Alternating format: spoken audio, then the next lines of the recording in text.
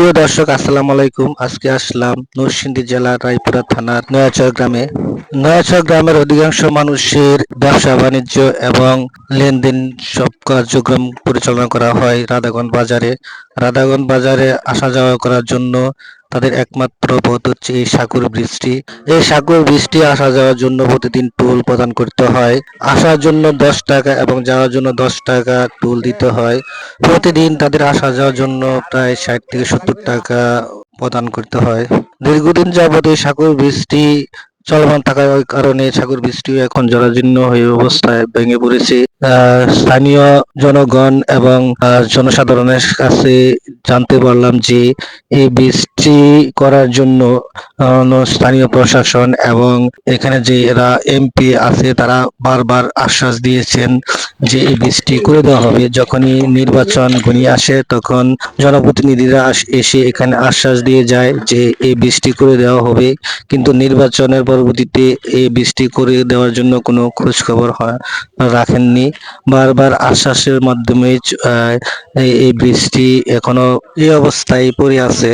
প্রতিদিনই 3 বছর আওয়া যাওয়া হয়, প্রতিদিনই আওয়া যাওয়া হয়, 10 টাকা করে দিয়ে যাওয়া লাগে।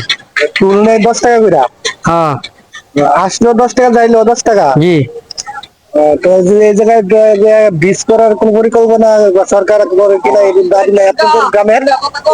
দাবি তো এর আগে এক এমপি আছেন, অনেক আশ্বাস দিয়া বহুত দিন ধরে ভোট নিছে, ভোট নিয়ে নিয়ে ব্রিজ দিব, ব্রিজের কথা কইয়া হ্যাঁ। পরে যখন আবার ইলেকশন হয় তো আবার ব্রিজ দিব, তো দিয়ে ঠ্যাং দেয় তো আর ব্রিজ আর দেয় না। ব্রিজের আশ্বাস দিয়ে ভোট নেয়, কিন্তু ভোট দেওয়ার পরে আর কোন খবর থাকে না। আর খবর থাকে না, ওরা আবার নির্বাচন আইলে পরে এই ব্রিজ দিব। এর আগে আর পরে আর খবর নাই। না, এরপরে আর খবর নাই, আপনাদের পরে ফিরে আসা না। এই দিকটা তো মনে করেন ডেলি তো অনেক মানুষের যাতায়াত।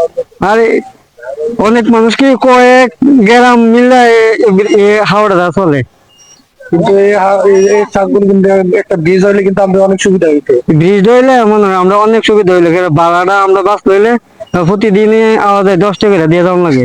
আপনারা যদি 4-5 বার আসা যাওয়া করেন তাহলে তো 50-60 টাকা মনে হয় ডেলি আপনাদের ব্রিজের খরচ হয়ে যায়।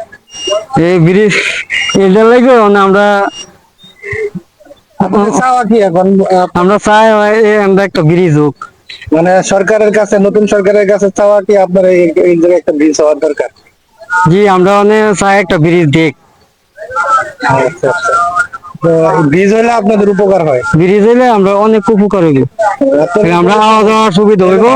যাইতেছেন আসতেছেন, কয় টাকা ইনকামাই করেন, সেক্ষেত্রে যদি আবার 50 টাকা 60 টাকা ব্রিজের খরচ হয়, সেক্ষেত্রে তো আপনাদের এটা একটা বার্ডেন হয়ে যায় আপনাদের কাছে। মানে ইনকাম যা করি অর্ধেক জায়গা উদার আবার ওই। আচ্ছা, ঠিক আছে।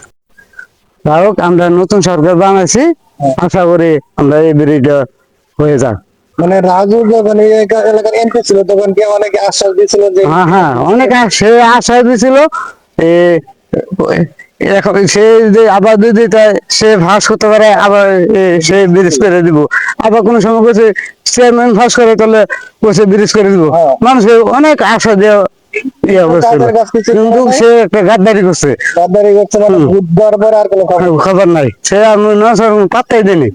কিন্তু এই জায়গায় দেখেন ডেলি কত মনে করেন হাজার হাজার মানুষ আসা যাওয়া করে, কিন্তু যারা গরিব মানুষ হ্যাঁ। যারা ইনকাম করে ওদের টাকা উদার বাড়ি জায়গা।